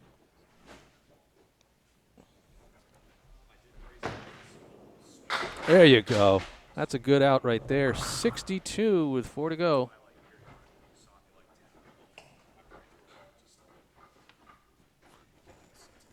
Where you were? Yeah.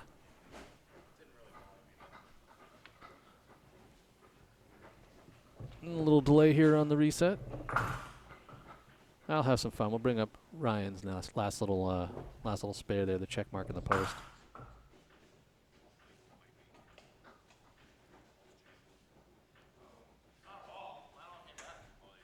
You just got to pin in the... And Pat's going to run back, and we'll be nice, and we'll cover up Pat with some stats. Take a look at Ryan there with all of his splits. Unbelievable. So he started out. There you go, yeah. So in his first string, he was, he was 5 for 10 on the head pin, but 4 of them were splits. In the second string, 8 for 10, only 4 splits. Only, right? The third string, 6 for 10 on the head pin, only 4 splits. Then there was this string number 4 where he was just murdered. 9 out of 10 on the head pin, 8 splits. One not split was a hammer, right? Yeah, he started out with a hammer, and then the lane didn't like it.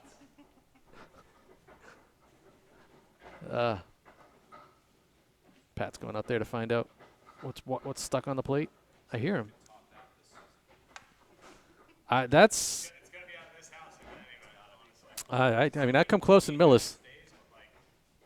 I came close in Millis. Yeah. The crazy thing here is no wood. There's very rarely have we seen one on the deck.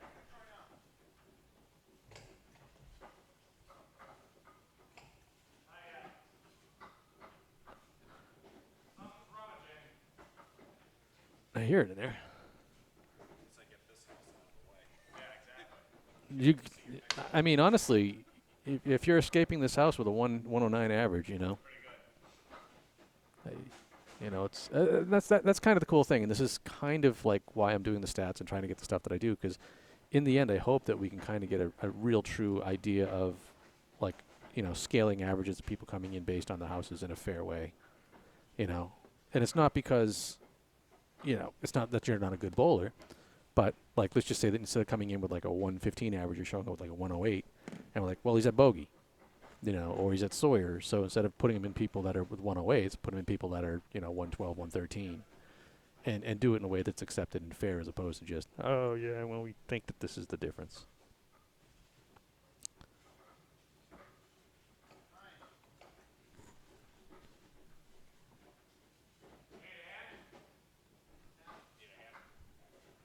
Yep. It sounds like it's just rolling in the drum. Whoop. See, this is what happens. You come down here, you win, and now you got to go to work. I mean, this is kind of the joy of these old machines, right? So, yeah. I mean, I don't think I've ever seen pin setters like these with that long drop. So, it's pretty cool. But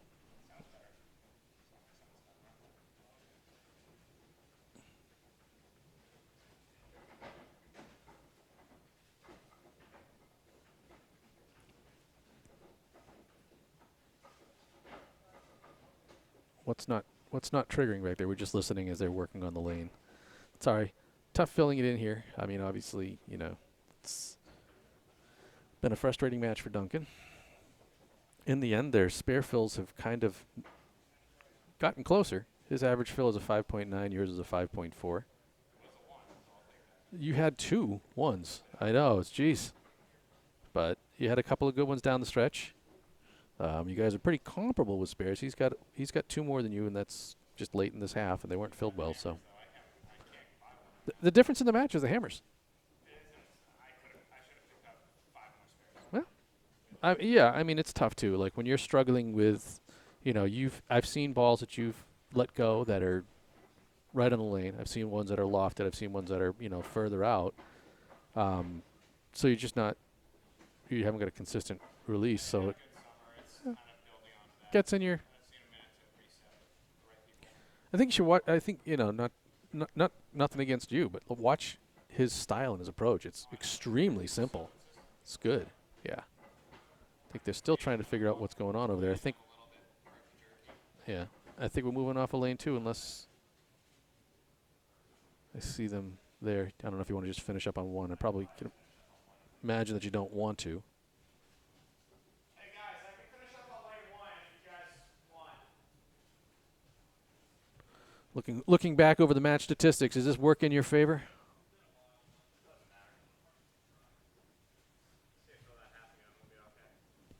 That's true.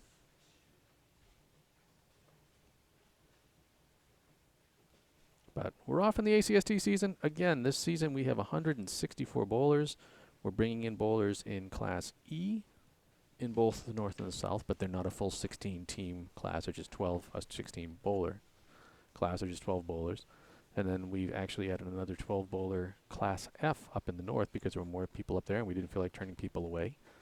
And I think that Danny has done an excellent job figuring this all out and, finding a way to expand the league and not leave anybody wanting. That's all right. They may be working on it. They may be talking about it. But yeah, I'm looking forward to seeing how this season plays out. I'm excited having, moved up to Class A myself, even if it means I'm in for a world of abuse by, top flight bowlers. I'm looking forward to it. Another great thing about the ACST is there are a lot of first-time houses. So just like we're bowling here in Sawyer's today, I believe there's a lot of other houses that are now, fully in the fold. We have rollaway lanes, which I think Bob Lee and I believe Brandon Martins are both using as their home house. We have Harvard Lanes. Harvard Lanes will be Jeff Scott Little. I think someone is in Putnam Street. I've seen Westgate added. I've seen Alley Cat come back to it. I think I saw someone in Wamisit Lanes. I think that's, but I don't know if that's actually going to happen. I heard something about them not wanting to have ACST bowlers or not being able to schedule ACST matches there. But yeah, I mean, it's great to see the league expanding both in the number of bowlers and the number of locations. In the end, my biggest drive behind all this is I want to bowl in more houses. I want to, see more houses getting more action and activity, and do what we can to try to get more people into the sport. ACST is great for people of all skill levels. It doesn't matter if your average is 130 or 80. You're going to be paired up with bowlers that are hopefully near your skill level, so it feels fair and challenging for you at the same time.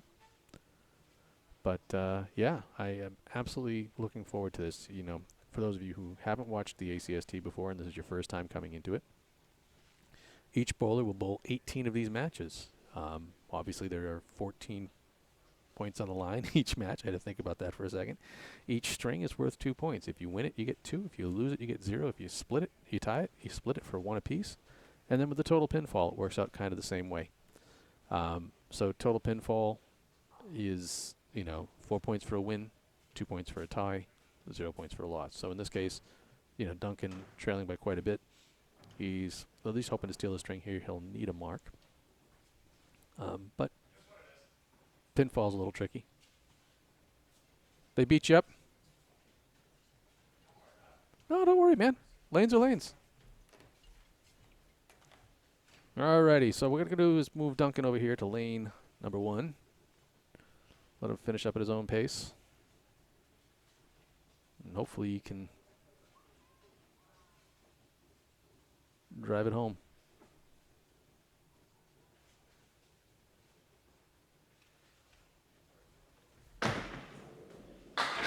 And he's going to be just off the head pin there, but a good leave with the 1-2, the 7 and the 8. Nice. Looks like the brace is fully across, or at least mostly across between the 7 and 8. So hit the 1 and 2, and this hopefully will carry itself home.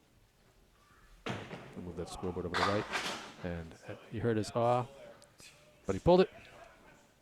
Took out the 2-7, needs the 1 and the 8, but most importantly, really needs these 2 pins to stay on pace. And that's going to get by. So an 8 box, 70 with 3 to go. He definitely. No, I was talking about the ACST and houses and stuff like that. So it's good times. You want to throw a headset on? Oh. So Duncan's thin on the head pin. He gets a reverse triangle with the 5, 6, 9, and then has the 4 pin a little over to the left, but he's got such a great, fun piece of wood to aim at there. And get the wood in the gap. Oh, and then he dances in front of the cameras to ruin the replay, but that's okay. Converts the spare, much needed for him. 80 plus a ball through 8. See? Would have been a great looking spare. All we can see is the back of his neck. All right. So, gonna want a couple here. The more the merrier. Mix! All right, Starlight 5. Good news is he's on the head pin. The bad news is he's got CPL's favorite leave here. The cluster bunch. So the diamond 2 and the post. And takes out the 5 and the 8. Interesting. The camera catches. He gets in the way of the camera more on this side than he does the other. See if you can do something with the wing here. Sure can. Much needed 10 box. Duncan with just 1 to go. One more. Do you want to know? You do.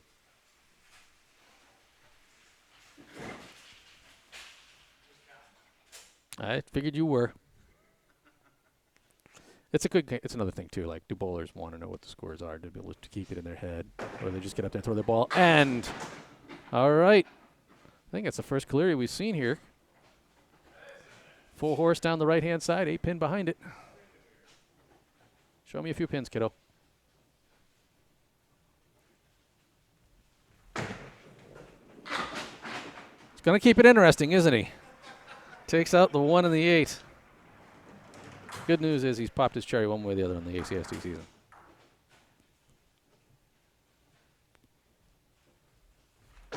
Attaboy. Attaboy. Way to finish with style. A 105. Duncan gets himself a win.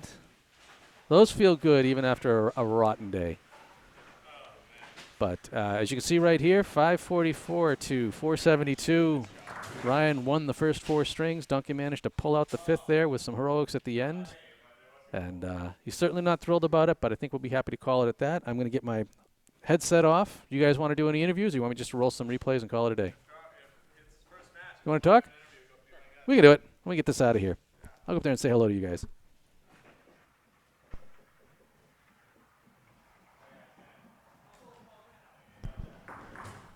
Yeah, this should be up and alive, and it seems like it is. So Ryan, it looks like you hate this format here, huh? Just come in, beat the hell out of Duncan for 4 strings, take it in nice and easy. So 12 points, 2 loss. But how do you feel? Welcome to the ACST. Thanks, Micah. It's good to be here, and also want to give a shout out to Pat McCauley and Danny Finn, Pat at Sawyer's Bowladrome here, and also a shout out to Danny Finn, the commissioner of the ACST. Thanks for welcoming me here. It was a good first match, and who better to leave so many splits in a tough house? Yeah, I mean, that was crazy. I think you had, 32 head pins, 25 splits. How would you, now I know Bogey's got a reputation of being a tough and a tight house with a lot of splits. How do you stack the two up? It's kind of hard to compare the two because this is only my second time bowling in this house. I kind of knew from off the bat that it was a tough house to begin with, but I look at it as, despite all the tough splits I left off the head pin, I'm just staying on my object, and that's really the positive way of looking at it. Yeah, absolutely, no doubt. Like I said, 32 out of 50 on the head pin. Your ball was smooth and steady pretty much all day long. I think it was 3 or 4 halves you started out with a hammer. So you've definitely got a great first ball coming out of it, and I kind of looking forward to seeing what you can do in the ACSTA, and you get to bowl against some really good bowlers. Anybody you're really looking forward to going up against? Definitely Justin Waters, one of the former ACST champions who won it a couple of years ago. Looking forward to that match, but I had a feeling coming into the ACST I was going to be put in A at the start, but looking forward to my first season here, and gonna put up a good show. But I'd like to see if anyone can beat my record of how many splits I left today. Great watching you, man. Great streaming you, and welcome aboard. Duncan, absolutely. Come on in, man. So on the wrong end of a 212 breakdown, but you got Sawyer's in here. What do you think? Yeah, no, I was 2 balls away that first one from taking another 2 points, and yeah, definitely a lot of balls I want back today. I had a rough summer, and it's not carrying very well so far, but a lot of balls today that I did feel good about, and I just love this house, man. It's great to get in here. Shout outs to Mark Moon for breathing some life into this place, Bob and Deb Reynolds for keeping it going all these years, as well as Ernie, Pat McCauley for stepping in, helping out as well, but no, I'm so glad that this house has some eyes on it now. I have a Thursday night league going that I'm starting up in September 12th. Love to get anyone that is in the area, wants to experience a hard house near the heart of Camden Bowling, and yeah, have some fun. One thing I noticed is a lot of times when you were coming up on the half, like Ryan would come up, he'd throw a strike with his first ball. Like his first ball was his best ball. You had a lot of balls that were just tailing right. Was it just falling out of your hands? What were you feeling there? So a couple of those just slipped out. Yeah, there's definitely a little bit of grime coming back. I'm looking at my fingers right now. There's a little bit of black, and that's just something I just need to be aware of and adjust to. This is only my second time. I bowled in this house last night. It's only my second time bowling in here in about a decade. So it's adjusting to that, and then also just having the right approach. Generally, when my ball's tailing off like that, my steps are a little rushed. My arm's not able to catch up. So it's just being very cognizant of that. And I was able to make that adjustment eventually every half, but it's about doing that earlier, doing it the first time every time. At least you got out of here with at least 2 points. So it wasn't a skunk. The way I was bowling, I'll take it. I knew I needed that spare in that back half, and put a good ball on it, filled it well, or not well, but I threw a good ball for the fill at least. Well, 17 matches to go. Plenty of time to make up that start. So good luck, man. Thanks so much for streaming, Micah. Appreciate you. Absolutely, buddy. We'll catch you around.